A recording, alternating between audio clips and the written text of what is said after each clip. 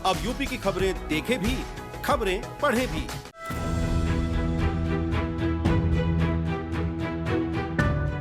Corona काल की ये तस्वीरें तो आपको याद ही होगी।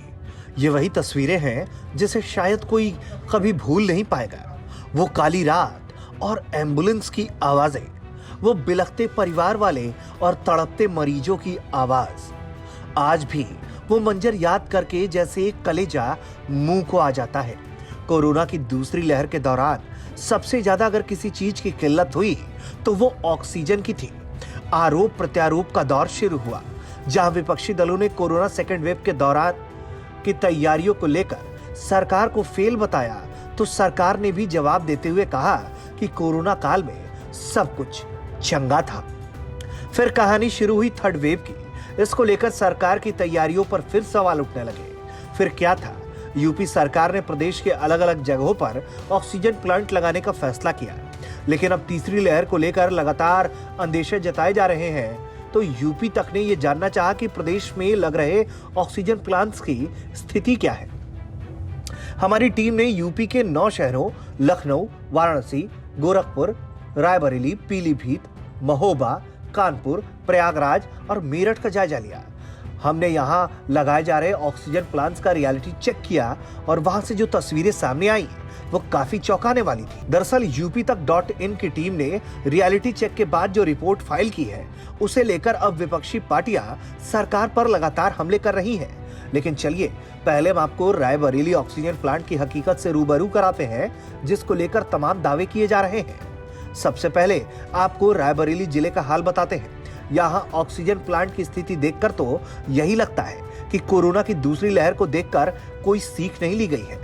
रायबरेली जिला चिकित्सालय और एम्स मुंशीगंज के PM केयर फंड से 1000 लीटर ऑक्सीजन प्रति मिनट उत्पादन की क्षमता वाले प्लांट लगे। MCH विंग महिला चिकित्सालय में भी PM केयर फंड से 500 लीटर ऑक्सीजन प्रति मिनट उत्पादन की क्षमता वाला प्लांट लगा है। ये तीनों ही प्लांट ना तो चल रहे हैं, ना ही यहाँ कोई कर्मचारी नियुक्त किया गया है।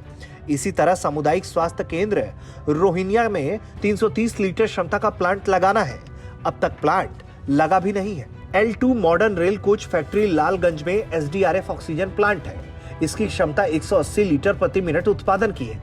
यहाँ प्लांट चल रहा है, लेकिन इसके लिए कोई कर्मचारी नियुक्त नहीं है। स्थानीय व्यवस्था के हिसाब से प्रशिक्षण देकर काम चलाया जा रहा है। यही हाल L2 model rail coach factory में स्थित CSR ऑक्सीजन प्लांट का है। 45 लीटर ऑक्सीजन प्रति मिनट उत्पादन की क्षमता वाला ये प्लांट भी चल रहा है, लेकिन कर्मचारी नियुक्त नहीं है और प्रशिक्षण देकर काम चलाया जा रहा है। हालांकि ऑक्सीजन प्लांट के उत्पादन और स्थिति को लेकर जब हमने रायबरेली के जिलाधिकारी वैभव श्रीवास्तव से उनका पक्ष जानना चाहा, तो उनका कहना था कि उन्हें PM केयर फंड से 3 ऑक्सीजन प्लांट मिले हैं, एक एम्स रायबरेली में, एक जिला अस्पताल और एक महिला अस्पताल में। ये सेटअप DRDO द्वारा लगाए गए हैं। प्लांट अलॉट हो गया है और कंपनी से 1-2 दिन में लोग आएंगे इंस्टॉल के लिए। कोविड-19 की इमरजेंसी के दौरान रायबरेली के L2 अस्पताल में ऑक्सीजन प्लांट लगाया गया था, जो फंक्शनल है। कोविड के दौरान इस पूरे देश में एक चीज की हाहाकार थी, वो थी ऑक्सीजन प्लांट की, ऑक्सीजन की। रायबरेली ने भी उस दौर को जिया। जिलाधिकारी रायबरेली ने उसी समय एक ऑक्सीजन प्लांट चलवा दिया था और कई पर उनके काम चालू थे। आइए हम बात करते हैं कि आज रायबरेली में ऑक्सीजन प्लांट की क्या स्थिति है। क्या स्थिति है इसमें? वर्तमान में हमको PM केयर से 3 ऑक्सीजन प्लांट मिले हैं। एक एम्स रायबरेली में, एक जिला जो हमारा अस्पताल है उसमें, और एक महिला चिकित्सालय में।